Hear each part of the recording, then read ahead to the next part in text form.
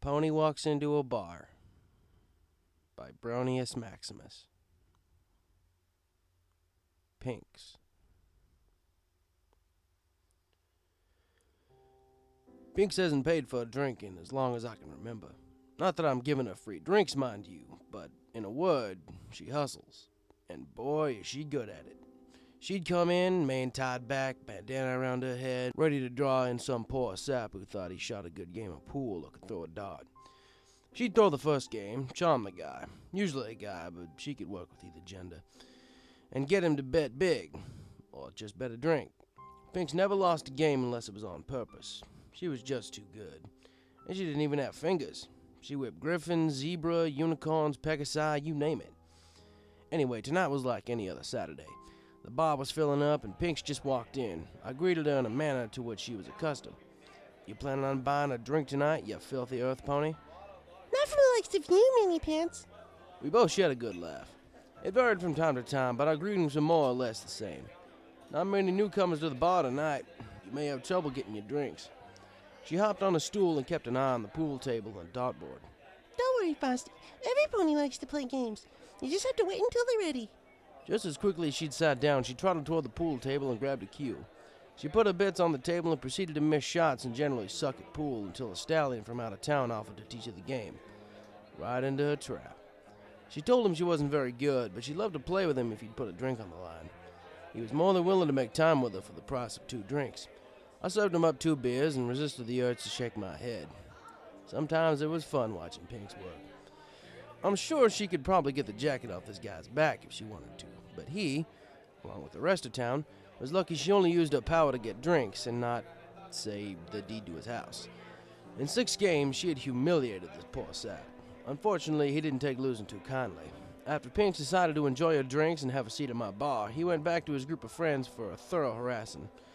Apparently, his ego wasn't used to being so aptly bruised. I could see him stealing more and more angry glances in Pink's direction. She was completely oblivious, but I knew trouble was brewing when I saw it. After about an hour, he marched up behind her and tapped her shoulder. "Oh, I remember you," she said cheerfully, looking over her shoulder. "Come to buy me more drinks?" I couldn't tell if she was being sarcastic or serious. "That's Pinks for you." "Hardly," he grunted. "I want my money back. No pony hustles 8-ball. "That's too bad. You already spent it, silly." That was not the response he was looking for. His pals had gathered behind him, I assumed to intimidate her, but there wasn't an ounce of fear across those pink cheeks, just her usual smile. "You said you didn't know how to play pool." He was getting upset now. No pony likes to be made to look like a sucker in front of their friends. "And you still beat me." She smiled, finishing her beer. "Beginner's luck?" "For 6 games?" he snapped. Things were getting tense now. He turned her around on the bar stool, and that's when I reached for something to defuse the situation. "You're gonna give me that money, or we're gonna have a problem." "There better not be any problems from the likes of you in this bar, friend." I produced the shotgun I keep beneath the bar and aimed it over Pink's shoulder. It was filled with rock salt. Not a lethal wound, but nasty enough to ruin a night, let me tell you. Had he been wearing any pants, I bet he'd have filled them. The entire bar was silent as the standoff continued. I'd never allowed fighting or any of that juvenile nonsense in my bar before, and I wasn't about to start now. I couldn't let these jerks rough up one of my regulars. Now, we're all reasonable ponies here. I'm sure there's some way, besides me filling your chest with shot, that you and my friend Pinks here can settle this. He shifted, adjusting his jacket. His friends had already taken a few steps back. "You're right, there is." He turned to his friends and they began whispering to each other. I lowered the shotgun and set it back into its hiding place. "We'll drink you for it." Pinks raised an eyebrow, but I knew exactly what this guy had in mind. "Drink me?" "He means a drinking contest, Pinks," I whispered to her. She brightened up instantly. "Well, why didn't you say so?" she chimed. "You got some friends for your team?" he asked. "Do I ever? Elements of Harmony Drinking Squad, assemble!" I looked around, expecting the pony she'd called for to come bursting through the wall or something. Pinks, you may want to just..." "Shh, give him time," she insisted. Sure as I'm a booze vendor, Applejack came running through the door with... Damn, what was her name? Rainbow Dash. "I thought I heard drinking contest," Applejack panted. You heard right. We've got to drink these sore losers under the table. Pinks chimed as the purple unicorn from last night casually strode in. Pinky, are you in here? The girl from last night strode in shortly after. She'd made quite the recovery, though I'd bet she knows some great hangover-curing spells, being the princess's assistant and all. Anyway, after her came Shy and the lovely Miss Rarity. Before I knew it, I had 2 drinking teams ready to face off. Now, this may seem like an odd occurrence, but I'm actually pretty well prepared for this kind of thing. I have a rule book and everything. I grabbed the dusty old book from beneath the bar and retrieved the Bell of Dionysus, a fog bell from an old boat I used to own. I rang it once. A challenge has been issued by, 8-Ball, was it? To you, Pinks, and her drinking team. The wager being the bar tab and the cost of the alcohol used during the games. I turned to Pinks and her band of sisters. Do you accept? You bet your frank we do. Pinks replied, her expression falling as she quickly conferred with her friends. Right? Well, I hardly think a drinking contest is any place for a lady. Ha! I knew your squad didn't have the guts, one of the opponents taunted. Apparently, no pony interrupts Rarity. But if it puts ruffians like you in their place, then I have no problems drinking them under the table. Yay, Rarity! Pinks cheered. Guys, we've got one small problem. Rainbow piped up from the back of the group. Fluttershy was studying her hooves pretty intently, and I could guess why. I'm sorry, girls. I don't think I'd be very good at this kind of contest. Ha! Or any contest, one of the leather jacket-clad troublemakers jeered. 8-Ball stepped towards Pinks. So now you're 1 pony short. Looks like you're gonna have to forfeit. I'd have to agree with the jerk, if it hadn't been for Applejack chuckling softly in the background. Actually, no, we won't. Well, we aren't dropping a member, so either find a 6 or get ready to pay up, he growled. All eyes were on Applejack as she adjusted her hat. I think we'll be just fine.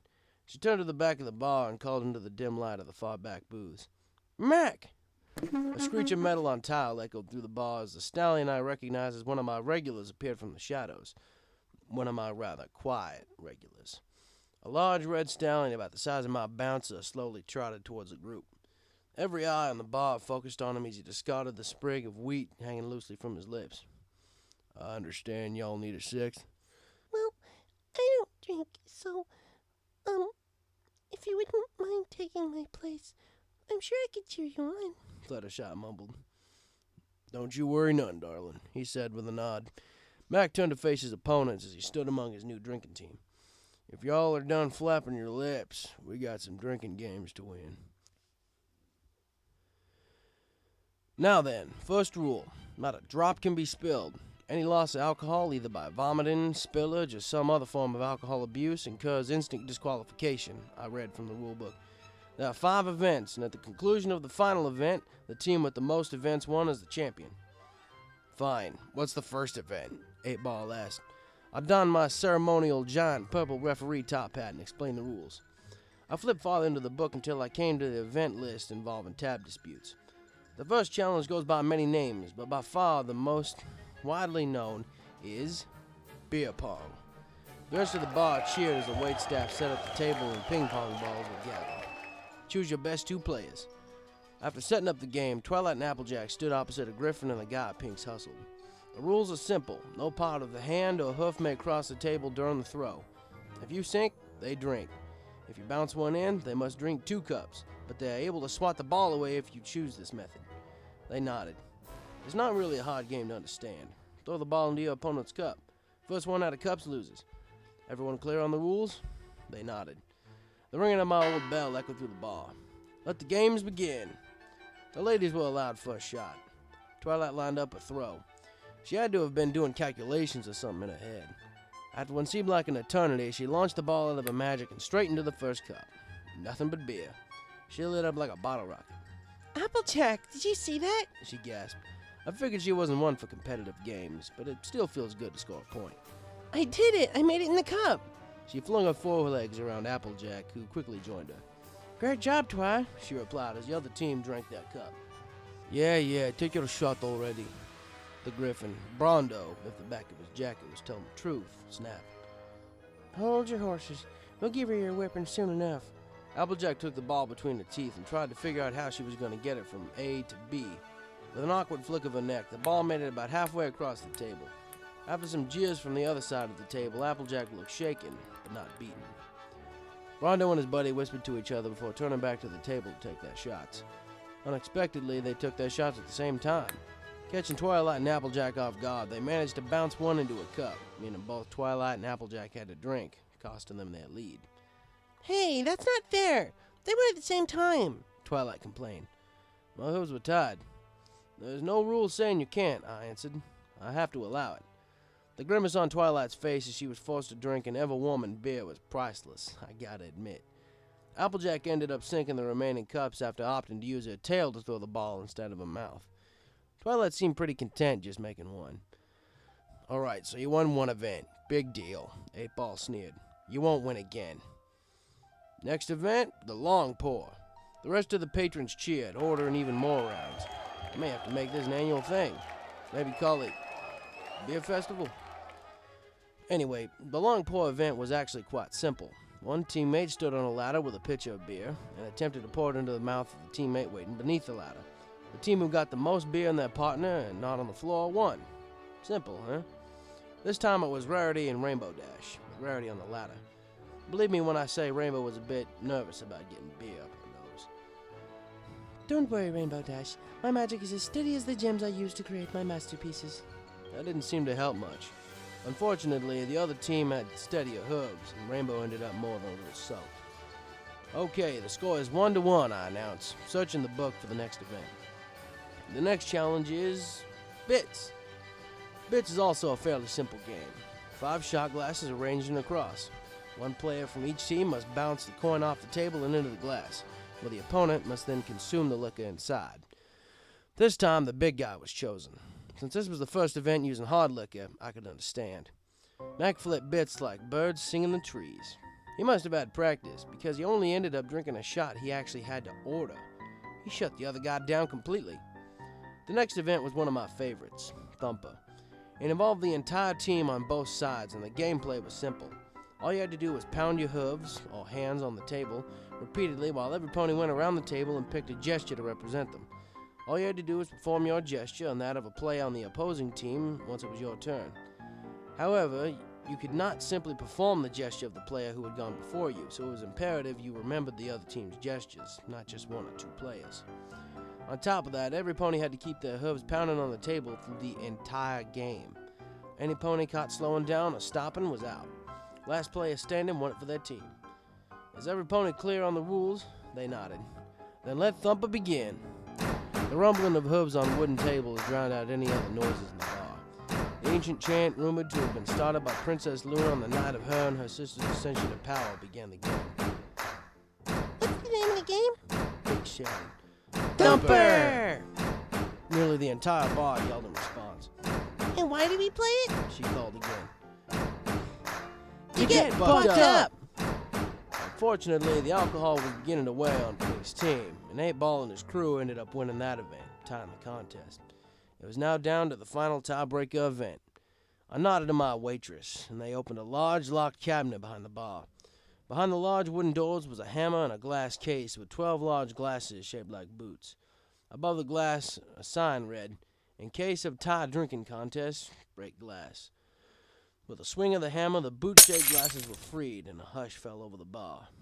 Now for the final tie-breaking event, Das Boot. The rest of the bar erupted. Chants of Das Boot roared out into the street as even the local cops had stopped by to watch the show. This event also involved all team members. Each player was given a boot full of beer, about 4 pints worth. Once I signaled them to begin, the first team to finish all their beer without spilling a drop was the undisputed winner. Each team gathered at the table opposite each other. Wisely, they'd chosen Mac as the last drinker, known as the anchor. Though 8-Ball's crew also set their largest member against him.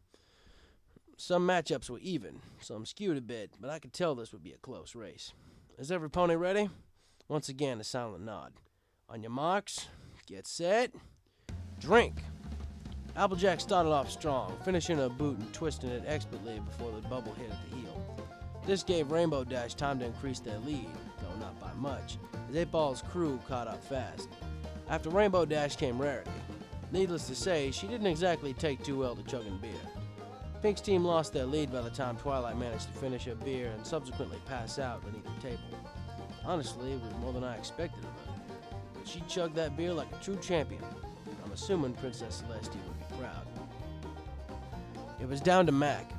He hadn't broken eye contact with his opponent the entire round, and both ponies began drinking at the same time, keeping their dead stare at each other throughout. It was neck and neck. It was any pony's race as the beer began to vanish. In a matter of seconds, both glasses were empty, and both contestants held them upside down to test for any drops left undrank. They'd finished at nearly the same time, so I had no idea how I was going to call the winner, until I noticed a single drop leave the rim of 8-Ball's glass and splatter on the table. For a moment, there was nothing but stunned silence. Pink's team wins! The whole bar cheered as 8-Ball and his crew shrank from the table. Pink's turned to them after celebrating with an extremely drunk team that collected payment. I think you guys owe my friend Frosty some bits. Although I should have seen it coming, 8-Ball wasn't exactly willing to hold up his end of the wager. You set us up, he barked. We aren't paying you a single bit. I just smiled. Rocco? My bouncer appeared behind him and put his massive hooves on his shoulder. Why don't you help Mr. 8-Ball here find his wallet? Rocco nodded. Needless to say, I got my money and never saw that particular group again. Once the bar had returned to relative normalcy, Pinks had a seat in front of me. Sorry about all the trouble. I guess I should watch you hustle for drinks, huh? Maybe. Just for future reference. I smiled, wiping my favorite glass. Yeah, this chapter's been pretty silly, huh? I wasn't quite sure what she was talking about, but that wouldn't be the first time.